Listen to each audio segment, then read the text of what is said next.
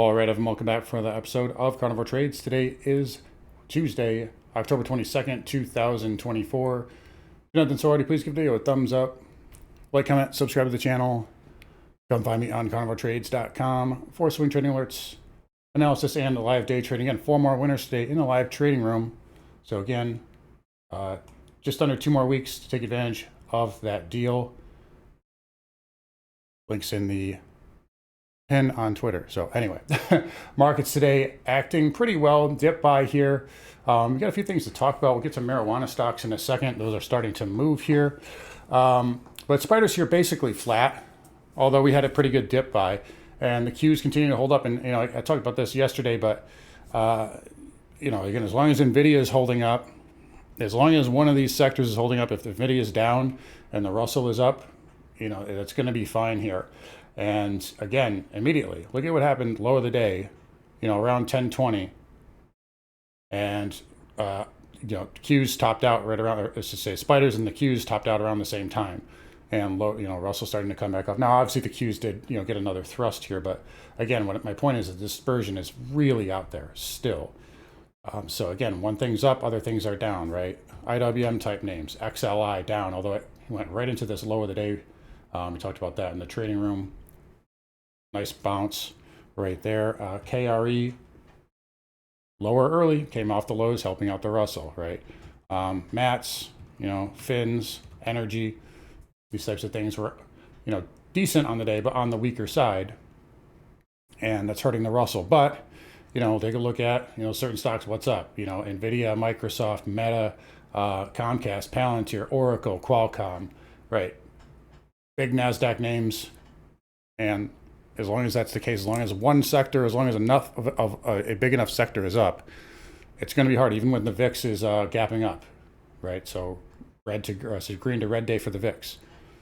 That said, at face value, we're up today. I still think momentum's declining just a little bit here. Starting to see that a little bit in the charts and in, my personal algos. But, there's no problems here. We have an inside bar. If we look at the ES, it's a little bit easier to see it. Inside bar. We reversed there. So you have kind of an inside bar within an inside bar, but the trend is up, so I defer to the trend here. And again, 5,900 still is the ceiling right now. I think we could get through that a little bit, maybe even to like a 590 SPY. So I think there's some short call up there. After that, I'm not so sure if there's much upside here in the near term, and does that prove to be something like this? Where we talked about 570, right? I said for a few weeks, I was like 570 is about a month. I said 570 would be it. And we got close, we pulled back, and then we got there, and we just got stuck for about 3 weeks. I could see something similar to that happening.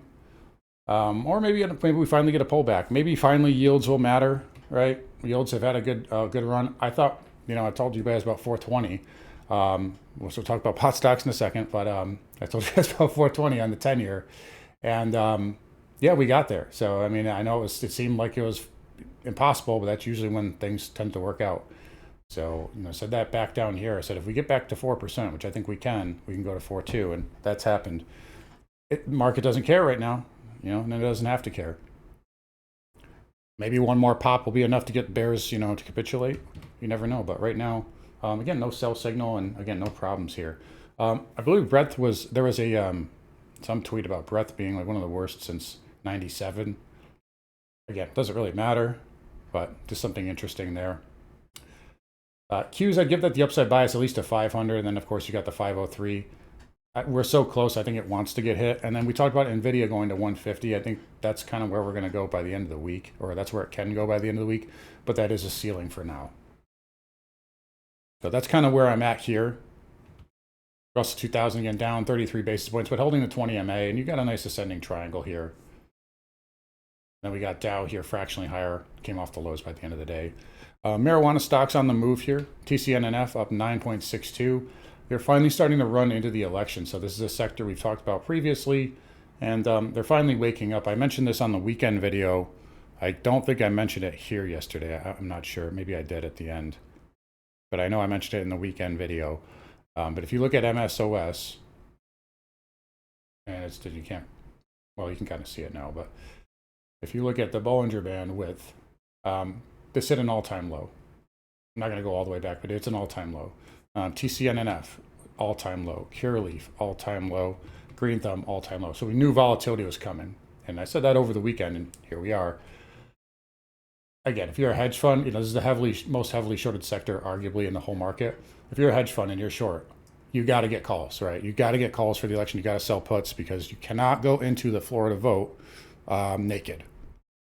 These stocks can go up 100% in like no time, right? So you got to get some hedges out there. I noticed Canada was acting really well. Kicking myself for not picking up some SNDL. Very nice pattern here. Bull flag inside of this wedge. Volume breakout. Looking very nice. ACB. Good bid there. Even Tilray, which has been a laggard. Getting a good pop. CGC. GRWG. And of course MJ there. Nice little, almost kind of like a falling wedge. Kind of sloppy, but falling wedge kind of breakout. For MSOS, you want to see this right now. We got above this little, whoops. We're starting to curl up over the last couple of weeks. We got above this area, 720, 725. But now we're going to watch for 680, or sorry, 780. And that's going to be that red bar high from the breakdown. We get a weekly close above that. I think it has a lot more legs. TCNNF is still the leader. And what I'm watching here now also is, if you look at the blue line, you've got an inverse head and shoulder. And it's not quite, I could probably draw this a little bit better.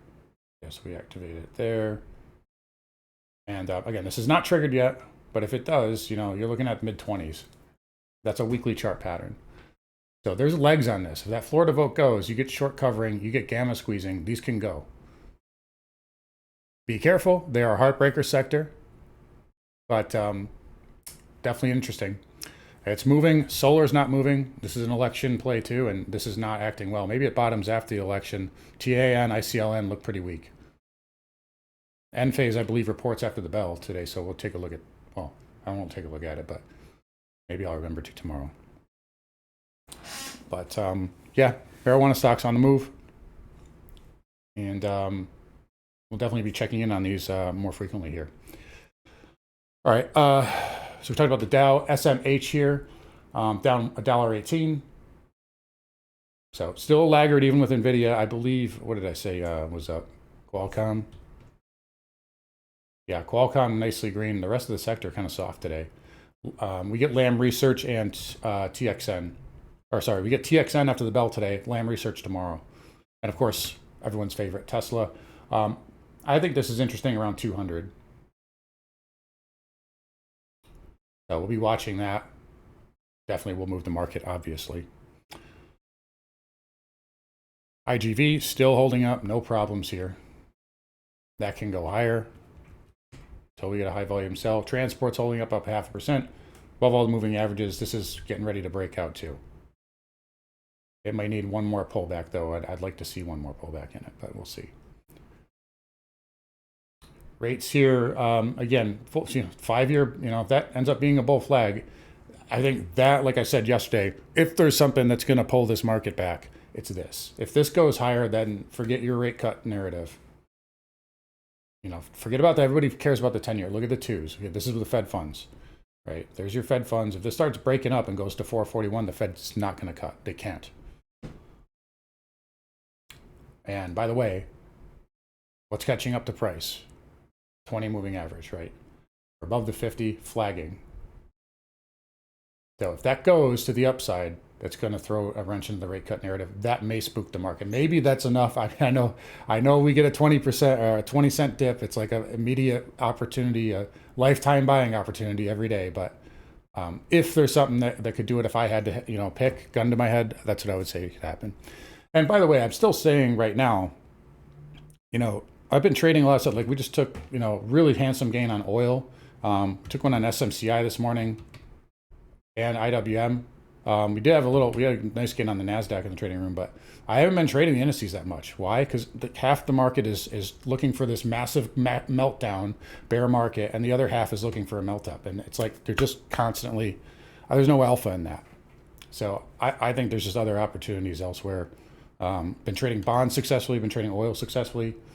And signal tickers when they flash certain signals, but I'm not chasing the ES here. I can't chase it at the highs. I also can't short it until we get a sell signal. So that's kind of where I'm at here. But yeah, we'll see if bonds can finally, pull the market back. Does seem XHB is respecting it a little bit here. Again, I said that yesterday, down 2.5. We're back below that psychological 120, right? Pivot, breakout. This could be a false breakout on XHB. Got volume behind it too. So maybe the mighty home builders are finally going to come in. Still need to do some more damage on the weekly, but yeah, looking like a false breakout so far. So some sectors are weaker than others. VNQ up 0.5%, but nothing spectacular. XLF flat, but it came off the lows. KRE green. Big outside day yesterday though, and then same thing with KBE. Broker dealers flat to positive here. So my oil here, we got the buy signal last Thursday. They tried to sell us on Friday, and I just didn't really buy it, and luckily I held through that, and we got a nice, really nice gain on oil. Still holding a run or two, but I love the higher low yesterday. We're back above that trend line, and right now I'm looking for like 73, and maybe 74. And this is on runners here, but you can take a fib there. That's where it broke down. There's your 4-hour breakdown candle. Then you got a 618 up there, 74 and change. I think the lows are in on oil. And I think the long-term yields, like the 30s and 10s, are reflecting that. I did not have the 30 are going to 4.5, by the way. I said maybe 4.35 max, and it's already past that. And this is, when people were saying I was crazy for being like bullish yields down here. So that's exceeded my targets. XLE up 0.25%. You could make a case it's kind of like a little bear flag here on the daily, but it's still kind of inside of this bigger bull up move. And I know this is kind of like, I know this chart's a little messy right now, but if we just clean this up, you could make a case. I know it's not the greatest, but you almost have like a falling wedge type, or we could even just do this. I mean, you could make a case there's a flag like that. If we look at the OIH, I think you have a falling wedge, possibly. So I still think that macro pattern's a little bullish. OIH is weaker, XOP is weaker. I still think the macro pattern here for those energy plays is bullish. I like them going into the end of the year. They might have more dips in them, but I don't think they're going much lower. Nat gas, the X contract finally woke up. Inside day, and you have a higher low. That's the most nat gas can say in a long time. So might have a low in place. I think this rolls here shortly. Might be in a couple days. There's a ton of contango baked in here, by the way. It's like 50 cents. Yeah, and look at this. It's got even wider today. So I think this will run in November, and that's probably it for the year. Uranium maybe topped out here for the short term. So a little gap down there. Did come off the lows. Same thing with URNM. But again, we went into these pivots. We talked about that yesterday. So they should maybe do some flagging. Let the moving averages catch up, and then they can try to go higher from there. Dollar just don't want to stop, does it? So that's through weekly resistance right now. If we can close back above that, we got to close above 104 on the weekly. That's a pretty good recovery, I would say. I'm just going to say next levels like, 104.45, 104.50. So right in that area. That's if it doesn't top out now. I mean, we got above, and maybe we pull back here. We're kind of above it, but we're already pretty extended. And so are yields. So we'll see. Gold, new all-time high, new all-time closing. Now that's continuing to melt. So big move there for gold. Silver, congrats to the bulls there. 35 finally got hit. We've been talking about that for a long time here, and that's finally played out. So I continue to give this the upside bias to I'd just say 37.50 to 40. This always overshoots. It always overshoots. It's a commodity. It's going to do that. It always goes higher than I think usually. But nice move. GDX up as well. SIL, SILJ higher. I don't like how we're not above yesterday's high, but I mean, we're in an uptrend, so. Platinum, we'll say 1060, 1055, 1060. Trend line, pivots, easy. That's your destination now, but you got a higher high. And then palladium, I like the bounce back after the little retest candle of the wedge. So I'd like to see this just close the week above this pivot to really just solidify everything. But look at that weekly pattern nonetheless. Beautiful bull inside bar, volume, nice pullback pattern. That's got legs to, 1200 or so, I think. So, palladium looking good. And then copper here, it's still kind of stuck. I would like to see it get above 441, above this red bar on a close to kind of negate this little mini bear flag look. Weekly looks okay, but I'd like to see it start to, let's get a higher low going here. But it's not terrible. I'm not in love with it one way or the other. And then Bitcoin here just fractionally higher. Again, we backed off yesterday. Again, I think dips can be bought. But 69 holding for now. We pull back. Yeah, we got some support around 64 short term, and then this trend line here. And also, I mean, it could coincide, right? Let's just say hypothetically, if the market gods grace us with a pullback. I know that's like ridiculous to even think of, but if we come back in here and we're into this trend line, could be an area right there around 60K. I know we're talking about like insane crash scenarios here, but granted, Bitcoin's not as bad as the stock market is right now, so, which is funny. But anyway, market's holding up right now. Again, 59 still seems to be the target. They've been trying to get there. There's GEX sitting there every single day. And look at volatility coming in now. A little vol crush here. We'll see if they pop us up. Again, look for 5 bills on QQQ, 59 even on SPX as kind of a ceiling right now. But, again, until we get some type of high volume sell, markets just can go higher. So it's really that simple. So anyways, guys, going to wrap it up here. Again, you guys take care. Don't forget to come find me on carnivoretrades.com. See you guys all tomorrow.